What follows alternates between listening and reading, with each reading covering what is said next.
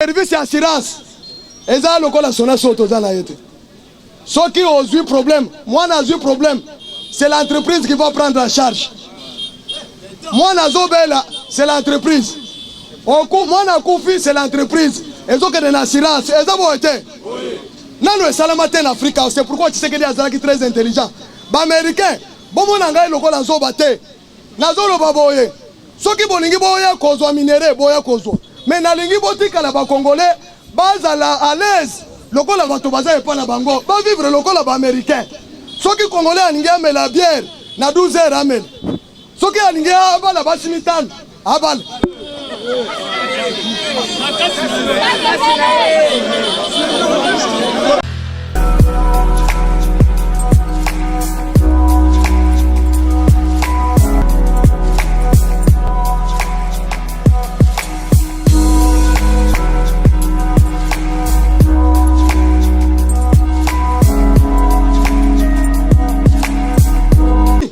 Bazoya lisusu pour bazo mbongo ça dit ba congolais baza monter mama pouvoir essayer que bazoya lisusu e pa na ngai motonyo so allié poison bakati mbula oya ko sala 2 oya ko sala 3 oya ko sala 4 ba ko kufa na désordre parce que basali trahison mune est-ce que biso tozala mango kuna tango bamana ko sala mulongo otali boyo moni ke bato monter mama ebe bondeni Bache Moulongo pouvoir essayer que Bozo Lukani tokeyi autorité morale comme institution moussous ndeba conseiller à Kabila ba yebise que bato zo mono bazalaki na Mobutu na Maroc bakendaka te kende na ambassade okomona ata demande ya visa moko ya Maroc et pas bato ba Mobutiste bato yo ata yo soki okufi ba américain babumiyo bakotika la kaka na pouvoir. C'est la raison pour laquelle au moni ba mususu balingi baya simafati Kabila lobi te boko kende mango ne wana te to sili sanana d'abord. Trump nde yango monaki ba émissaire ya Union africaine bayaki ba lobi que nous sommes venus soutenir le plan de paix de Félix Tshisekedi. Ça va été. Oyo kama solo. Awa bato FCC likambo na bango appartient à l'histoire. Parce que les Américains ont signé un accord, il y a un investissement dans la chambre de commerce, tant que les FCC sont dans le pouvoir. Vous voyez déjà que Fatih Nenga Kekuna a fait un plan. C'est la raison pour laquelle ils ont signé un accord. Parce que les FCC ont été sous-soutés. Confiance dans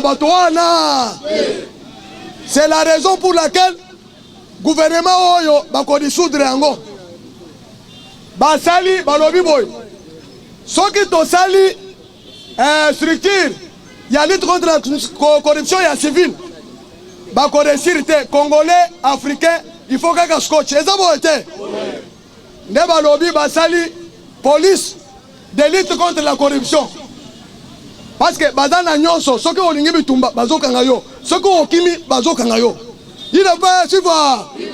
Bino va combattre IDP Boyebela. Biso Etienne Tshisekedi a Koufi. Na 37 ans de lutte tant que mon pouvoir te aboya ki corruption eza boete. Maintenant yo soki okei koli a corruption. Oza mwana Tshisekedi te eza boete. Soki oye na kimoyibi. Ba pesho parce que entreprise zoya ebele. Ba industrie zoya ebele. Motokozanga musala na Congo a kozala. D'ailleurs, biso toza muke boyoka d'abord 3 millions des investisseurs. Mais ba investisseurs wana les hommes d'affaires wana motozana 10 entreprises. Motozana 50, motozana 20 bazali nango mais bazalaki na place ya kokende kosala misala te. Mais ndenge Congo eza terre. Félix a yebisi bango que nous sommes mabele na biso eza non exploité. Boya bo exploiter minerai eza ebe. Asali calcul diagnostic à l'objet que plus de 24 000 milliards. Il y a potentialité où est la carte mabele. C'est-à-dire à estimer, mais estimation sur les gens pas ensemble, ils ont été. Parce que biloko est dans la mabele. Mais l'opportunité est belle. Les Américains ont un service d'assurance. Ils ont le sona soto dans la. Ceux qui ont eu problème, moi j'ai eu problème. c'est l'entreprise qui va prendre en charge. Moi, Nazobela, c'est l'entreprise. Moi, Nakoufi, c'est l'entreprise. Ils ont une assurance. Ils ont été. Nano est salamate en Afrique. C'est pourquoi tu sais que les Azalaki très intelligents. Les Américains, bon, mon engagement, le col en Zobate. Nazolo Baboye. Ceux qui bolingi boya kozwa minéré, boya kozwa. Mais na lingi botika la ba Congolais, bazala à l'aise. Le col la bato baza et pas la bango. Ba vivre le col la ba américain. Ceux qui Congolais alingi ame la bière, na 12 heures amen. Ceux qui alingi abala basimitan, abal.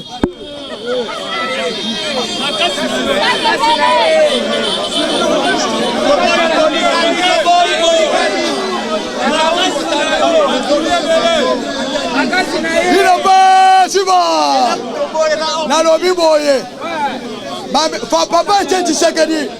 Le fait est Tshisekedi à l'Obaki Boy. A si américain. Besoin on a Nazanango. Et donc, comment il a vu le besoin minéralité. Boya pour exploiter. Mais les Congolais, ceux qui ont des maladies, ils ont soin de maladie. Ils ont été. Congolais, ils ont la place bien, ils ont la kitoko. Congolais, ils ont la courant. Ils ont la maille. Ils ont la makamonyo, ils ont la poto bazalango. Les Congolais, ils ont la poto. Ils ont la koya wote parce que ils ont la mayel. Makamonyo, ils ont la bazo tchangwao. Les experts en sciences, bazo yao. Bazo sala ba école, il y a transformation. Il y a mentalité. Bazo yao. Netolobi boye, ba combattant ide pesto l'ex exemple. Pouvoir oyo tozu yango etika la libelali. Libelali. Maintenant, bako sayote. Bako sayote que pouvoir oyo ba pesi biso lokola cadeau. Ezabi tumba oyo tobundaki 37 ans de lutte ezabote. Maintenant, bande konabiso ya opposition. Bon, nazo pesa bino réponse au fatia pesi bango. Bango nyonso mbemba. Moïse Katumbi, Martin Fayulu Muzito. Balobi te fachi na ndenge tomoni masolo moyen to tika la susi mate. Toza na ba député na biso, tolingi to tia simana yo ndenge ozo dissoudre gouvernement boy na boy. Boboy. Na tuni bino ba komata bolobi nini? Bolobi nini? Ah, ok. Ok, boyo kaskoyo. Maintenant, Fatia lobi boye. Fatia ebisi bango boye. Mais tango bozo wele la boko tana gouvernement. Na opposition banani bakotika. Bozala na opposition, to banda kopesa na maye. Entre temps, toza na état de droit. Ceux qui ont un nyongo mutu kende ufuta ya. Est-ce que ebisi bango mabe? En tout cas, la zone sabino que pouvoir roy. Toba telango malamu. Tozo umela nango pona ko sukisa ba Congolais ko faire souffrir ba Congolais te. Tozo salango, tozo umela nango pour le bien-être des peuples congolais. Mais boye bela déjà. Ceux qui ont moto na message à tribalisme. Transmettre déjà un message parce que nous traversons les moments de turbulence. Parce que boyebi tango mubuto akimaki ba bazaki na intérieur. Tango offre la kota ki bato wana va kende basala ki des autres makasi ezabo été. Boza la prudent. Ba Rwanda o bazana armée na biso. Avant ba kende ba kosala des gars ezabo été. Maintenant parce que ba comprendre déjà que les taux se resserrent autour d'eux. Nde omoni agitation ezali. Pona ba politicien ba yebi ke bazana isika ko kende te bakangi frontière. Moyen okima ezate. Ba américain ba kozwa katanga nyonso ndenge takatanga ezalaki akala. Pour sécuriser le trafic de l'uranium et de maintenant, bande konabiso ya Israël. Parce que contrat Félix Alobi que to sali alliance bokeba. Nde oyoki ke alliance bumaka ba to ya Israël ezabo te na Bible. Ndenge tozu alliance na Israël. Ya ko sala sécurité na biso. Biso pe tozo pesa mabele exploiter ezabo te. Fatia lobi ke bokende na Beni, bofanda na Beni. Maintenant ce que toyoka yo Martin Fayulu. Na ba Fridola Mbongo. Ndenge bozo financer ba groupes armés ADF. Na ba to Kabila bo financer les sous. Parce que toyeba kité. O eza contraste. Comment ça fait-il que Kabila tozana na coalition? Ba to alamuka bazolo batete bengana Kabila ken. Entre-temps Moi c'est à Kabila, Olive Lembe. Azo financer Bokecho pour asakana na fachi beton na poto. Est-ce que Bokoki koyoka makamwana? C'est-à-dire la Mouka na FCC baza yelo comment? Tango tozolo ba la Mouka eza élargie. Eza na société civile, eza na église na kati, eza boite. Ah, boza na ignorance te. La Mouka eza diversifié. Ba terroriste baza na kati ya la Mouka. Bomonaki Moussa Nyamwisa kimaki te. Tango ayaki amoni te oyo aza ranger ya solo.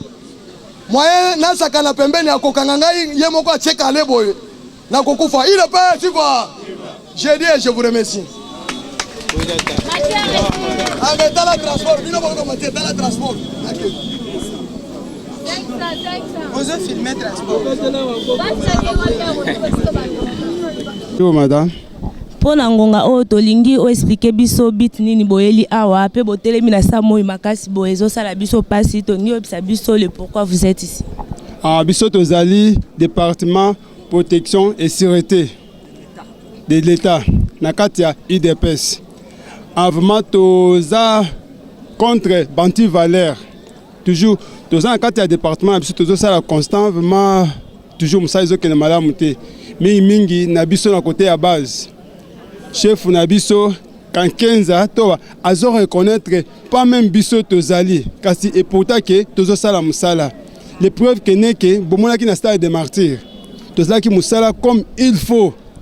To kanga ki ba biloko o eza vraiment na éviter na ko défendre on ndengeni. Ba grenade, ba mbeli, tout ça ba biloko moko eza vraiment ya mystique. Kasi na tout musala surtout tout autre sala ki wana to ba reconnaître pas même biso.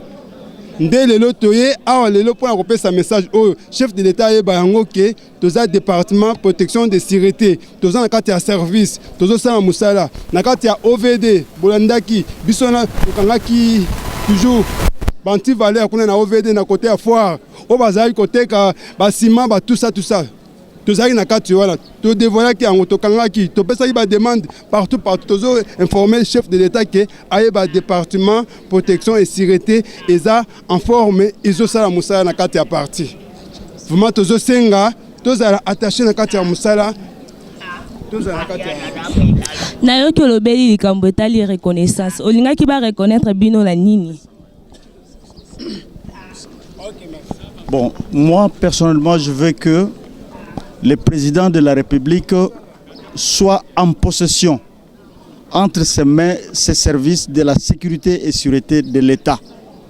Nous croyons avec conviction que le président de la République n'est pas sécurisé. Parce que les instances qui ont sécurisé nos prédécesseurs, les prédécesseurs du président de la République, ce sont les mêmes services qui sont proches à notre président. Donc il n'est pas sécurisé. Alors, pour cela, nous disons que le président de la République s'attache au service de sûreté et sécurité de l'État proche à son parti politique qui peuvent le sécuriser comme il se doit. Sinon, on ne peut pas parler de la sécurité du président de la République. Il doit nettoyer son parcours et il doit nettoyer les gens qui sont tout autour de lui. Si nous allons loin, avec les gens qui sont maintenant à ses côtés, nous voyons vraiment avec conviction qu'il y a un ça ne va pas. Donc, nous avons la fausse conviction qu'avec notre service, la sécurité et sûreté de l'État que le parti l'IDPS a formé, nous sommes capables de faire quelque chose et le pays ira de l'avant.